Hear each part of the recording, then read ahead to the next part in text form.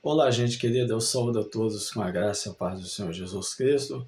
Eu sou o pastor Wagner de Lima e este é o canal O Tempo Está Próximo. Na aula passada eu esqueci de falar um detalhe para vocês, tá? O porquê que nós devemos estudar a escatologia e qual a sua importância.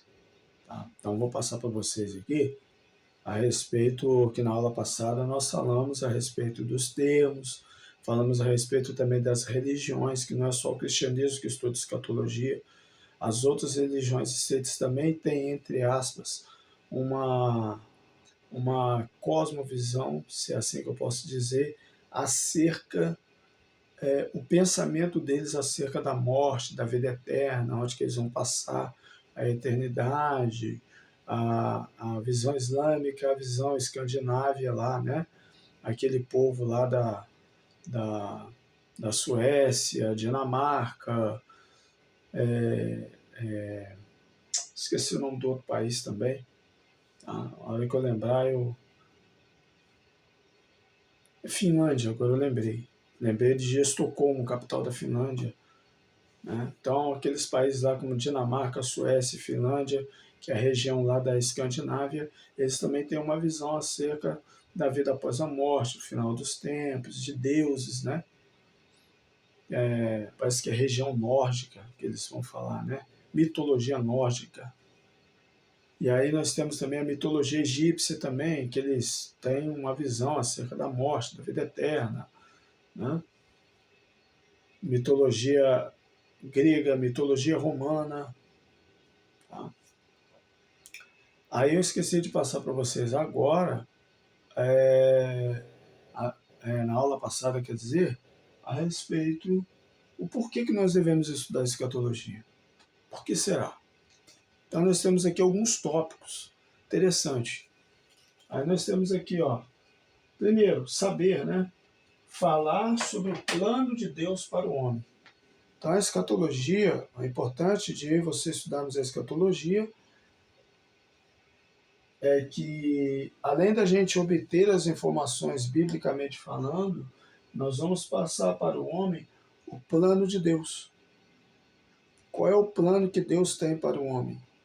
O plano que Deus tem para você é ser pastor, é ser missionária, é ser presbítero, é ser diácono de uma denominação? Não necessariamente. Mas o plano de Deus para o homem, ele baseia-se na morte de Cristo para lavar o meu, o teu, os nossos pecados, porque a Bíblia diz que separados estão da glória de Deus, né? O homem está debaixo de condenação eterna. Então a gente vai encontrar vários textos na Bíblia falando a respeito de condenação e vários textos na Bíblia falando de também salvação, justificação, que nenhum homem é justo diante de Deus. Por isso que Jesus Cristo ele veio para dar a sua vida no nosso lugar e fazer de nós mais do que vencedores, e de nos colocar aceitos diante de Deus, e temos esse privilégio de sermos chamados co-herdeiros com Cristo. Né? Não mais vivo eu, mas Cristo vive em mim, e a vida que agora vivo, eu vivo pela fé, não pela carne, né? Não a minha natureza humana pecaminosa. Então existem vários textos. Em pecado me concebeu minha mãe. Davi ele vai se expressar e dizer que ele não tinha consciência do pecado ao nascer, mas mas nasceu debaixo de condenação. Tá? Então, por mais que uma pessoa ela venha a nascer debaixo de condenação, ela não tendo consciência do que é pecado, até uma determinada idade, ela ainda é salva. Ela ainda é salva. Ela não tendo conhecimento, né, do pecado e tudo. Por exemplo, vamos colocar aqui crianças. É um grande exemplo. Né? Ela não tem conhecimento do que é certo e o que é errado. Quando ela nasce como? Pelada. Né? Sem roupa, não tem consciência do que é mundo, do que é pecado, ela não tem mentalidade psicológica suficiente para poder discernir o que é certo e o que é errado. Ela não conhece a palavra de Deus, ela não conhece nada, né? Como diz o profeta Isaías lá, né? Como posso entender se alguém não me explicar? Então, fica aí essa passagem. Então, é falar sobre o plano de Deus para o homem. Número 2, tópico 2, letra B ali, ó. Esperança. Se eu também tiver cometido, falado alguma coisa errada, depois vocês põem nos comentários lá do vídeo lá, pastor, sem errou essa expressão assim e tal, entendeu? Que a gente aqui tem humildade suficiente, que eu também estou aprendendo. Outra coisa importante, esperança.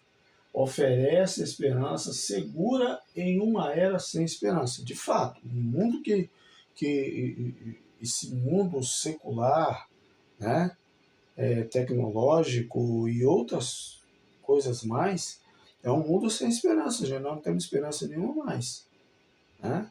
Alimentos geneticamente modificados, não tem mais uma sociedade totalmente à deriva, a família desestruturada, tem mais. Eu não creio em questão de avivamento, que estão falando por aí.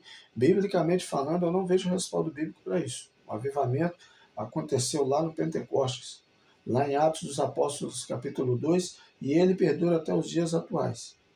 Falar para mim que não existe uma igreja avivada, a igreja ela sempre foi avivada. A igreja ela sempre manteve a sua lâmpada acesa. Mateus 25 vai tratar isso aí. Ela tem uma igreja que ela está preparada, que ela está com a sua lâmpada acesa, e tem aquela que está despreparada.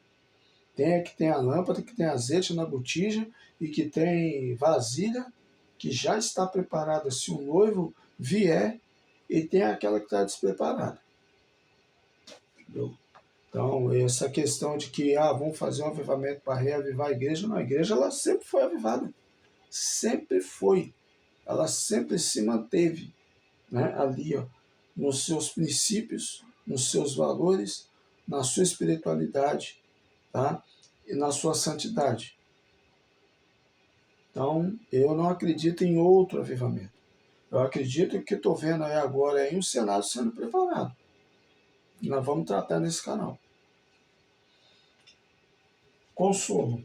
Estimula a santidade e piedade do crente. Então, a escatologia, como ela trata das últimas coisas, então ela estimula o crente o quê? A uma santidade, a uma separação do mundo mesmo, tá? Desse mundo secular, desse pode tudo, faço tudo que eu quiser. Uma vez eu já fui salvo, eu não preciso fazer mais nada para salvação. Vigilância nos capacita a evitar os enganos e os erros. É o que mais nós estamos presenciando. Nós estamos vivendo na era do engano, nós estamos vivendo na era da apostasia, nós estamos vivendo na era dos erros teológicos, das teologias, teologia da prosperidade, teologia da libertação, teologia social, teologia contemporânea, teologia... Tem uma outra teologia aí, que está teologia progressista. Então, nós estamos vivendo várias teologias. O problema não é a teologia, o problema é isso aqui, ó. Quer dizer, o problema não é a palavra, o problema são as teologias, tá? Que pegam textos isolados para criar uma doutrina antibíblica, que não tem nada a ver com a palavra. Então eles vão introjetando isso. É a parábola da mulher do fermento, que é onde introduz ali, né, fermento na massa, na farinha, na massa. Salvação nos mostra o caminho da comunhão com Deus, livramento da ira. Outra coisa, confiança, nos ajuda a confiar no caráter e soberania de Deus. Outro ponto, compromisso e missão. Estudo das profecias promove uma igreja evangelizadora. Então, esses daí são os pontos pelos quais nós devemos estudar a escatologia. É os pontos pelos quais nos estimula a estudar a escatologia. Tá? E quais são os objetivos da escatologia, gente? Os objetivos são mostrar o que está prestes a acontecer. Então, nós estamos vivendo um tempo em que tem que se mostrar o que está acontecendo, gente. A quantidade de igrejas evangélicas hoje que não desperta aos crentes para a atualidade que nós estamos vivendo. Isso é um perigo. Perigo. Acho que tudo é festa, que tudo é nada disso, filho. O contexto que nós estamos vivendo, escatologicamente falando, é outro. Nós estamos em outro mundo agora. Agora é momento de preparar a noiva para subir, para se encontrar com o noivo. Preparar a igreja. Começar a pregar esperança, começar a pregar arrebatamento, começar a pregar arrependimento, mudança de mentalidade, de uma espiritualidade mais abrangente, forçar mais, sabe? Forçar o povo agora a entrar, passar pelas portas. A parábola da grande ceia, ela trata disso, de forçar mesmo. É a hora. A ceia já está preparada, já está tudo preparado. Então, o dono da festa, né, lá, da ceia, ele convoca o seu servo a forçar todos a entrar, porque aqueles que rejeitaram a grande ceia que já está preparada, eles não vão passar pela porta. Eles estão cheios de teologias, cheios de pensamentos, cheios de filosofias, levando o povo ao erro, ao engano, à apostasia e impedindo muitos de passar pela porta. Aí, olha só, Amós 3,7. Certamente o Senhor Deus não fará coisa alguma sem ter revelado seu segredo aos seus servos e os profetas. Isso aí é um texto fortíssimo. Esse versículo, ele é muito forte, tá? Então, Deus, ele avisa antes, ele fala as coisas antes das coisas acontecerem. Então, Deus, ele avisa uma vez, avisa 2 vezes, 3 vezes. Ele falou quantas vezes com Samuel? Vá lá em 1 Samuel, lá, capítulo 2, se não me falha a memória, vai ver quantas vezes Deus falou com Samuel. Deus, ele avisa antes das coisas acontecerem, certo? Falou com Davi, falou com Salomão, falou com Saul, quantas vezes, né? Então Deus, ele vai avisando. Preparar o crente para se encontrar com Deus. Gente, isso aqui é primordial. Todo pastor ele tem que fazer isso aqui. Ó.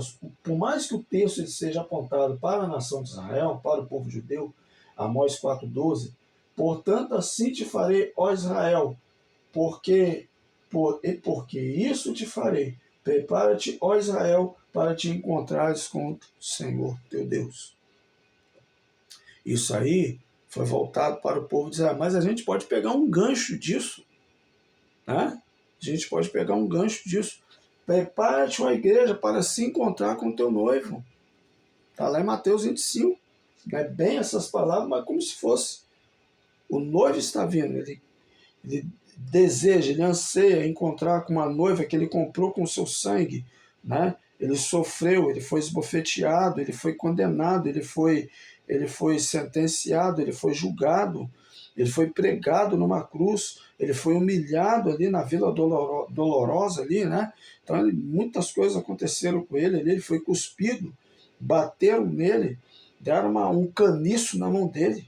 Por isso que ele vai vir com uma espada afiada, né, na sua segunda vinda. O caniço ali que deram para ele vai vir com uma espada, com vara de ferro para julgar as nações. Porque é isso que o ser humano precisa ser tratado com vara de ferro. Né? Precisa ser tratado dessa maneira que Jesus ele vai tratar com o ser humano. O ser humano não obedece, o ser humano é rebelde, é respondão, né? Fala aqui, entra aqui, sai ali. Então Jesus ele vai tratar o ser humano dessa maneira. O ser humano quer se achar o tal, né? O juiz, né?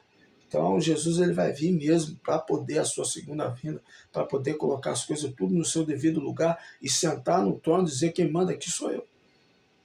Toda autoridade, tudo foi me dado nos céus e na terra, toda autoridade agora.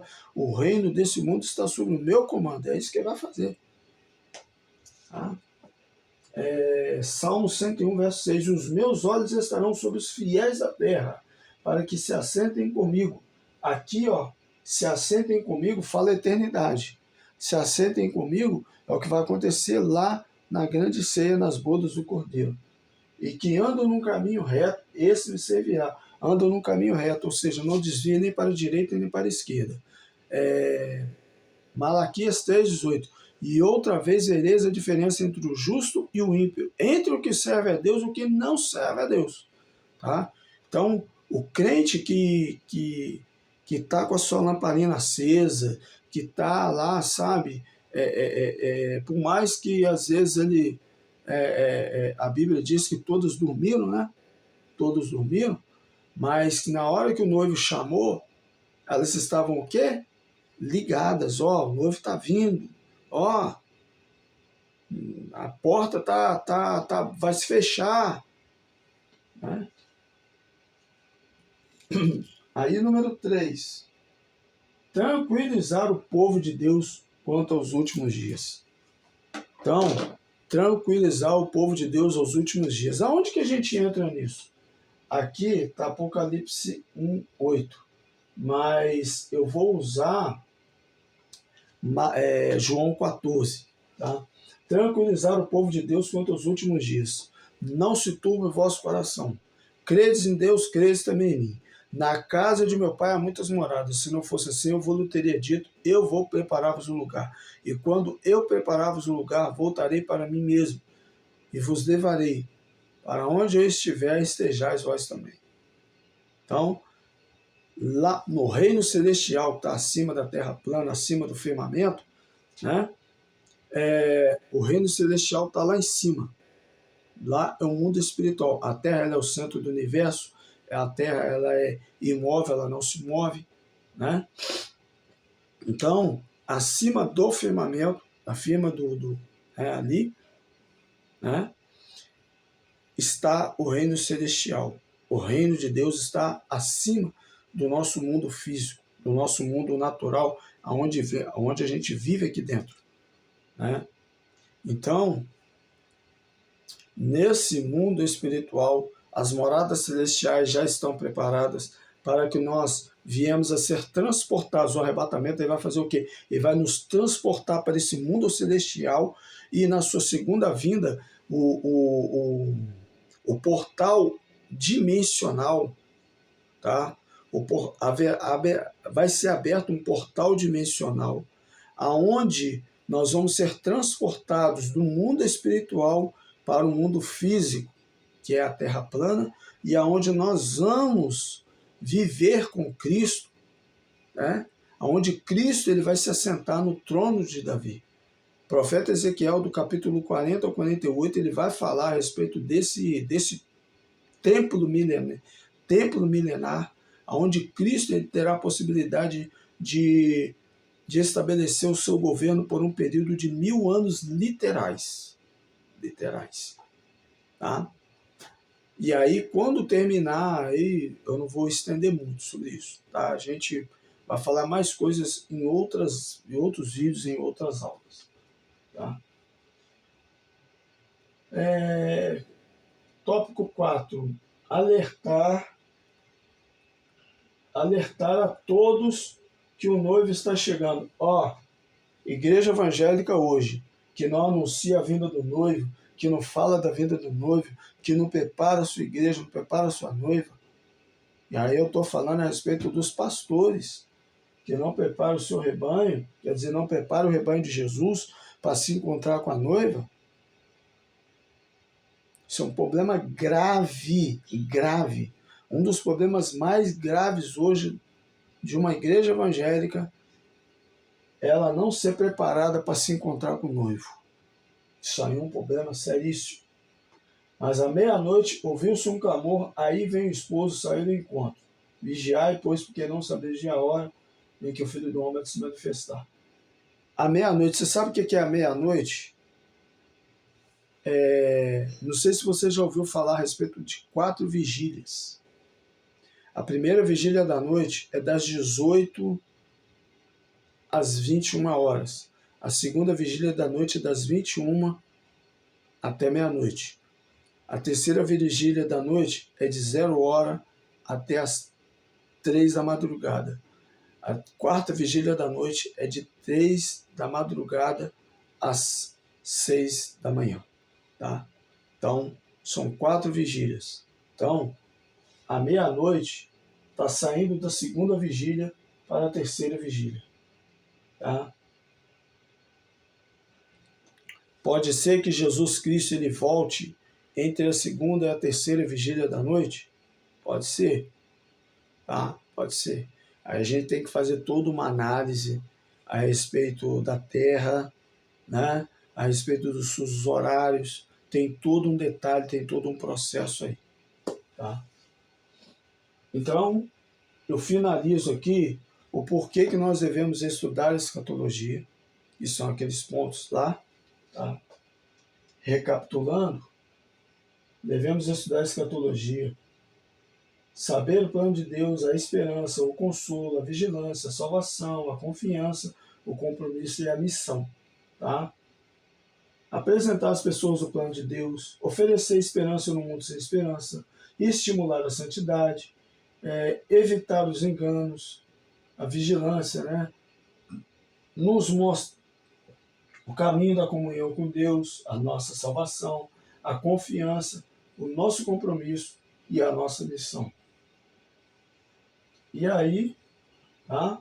O objetivo dela é mostrar o que está prestes a acontecer, preparar o crente para se encontrar com Deus, tranquilizar o povo dos últimos dias dessas falsas doutrinas, enganos, apostasia. E, por último, alertar a todos que o noivo está chegando. Ok? Então, eu finalizo neste vídeo agora, finalizo aí com vocês, tá? O porquê que nós temos que estudar a escatologia e o porquê que nós temos que e os objetivos dela, ok? Então, um abraço a todos vocês, Pastor Wagner de Lima, canal O Tempo Está Próximo. Deus abençoe.